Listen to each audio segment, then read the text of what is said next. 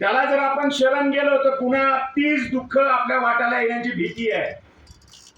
नव्या शैक्षणिक धोरणामध्ये हे सगळं पुन्हा जुने दिवस येणार आहे. तुम्हाला मला 3000 विद्यार्थी संख्या नसेल तर महाविद्यालय बंद होणार आहे. 2000 विद्यार्थी नसतील तर शाळा बंद होणार आहे.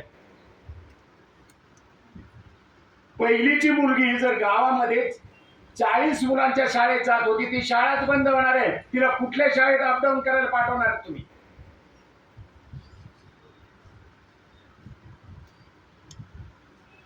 आणि पुन्हा कुठं सावी शिकवेन चांगलं, फुले शिकवतील सगळं जीवन उद्ध्वस्त करून घेते. आणि त्या सावित्रीबाईला कोणी शेण मारते म्हणून लहूची साळवी मागे उभा राहतील असं कोण येणार आहे आता? आपण तर सगळे बेकड आहोत पराक्रमी लोक.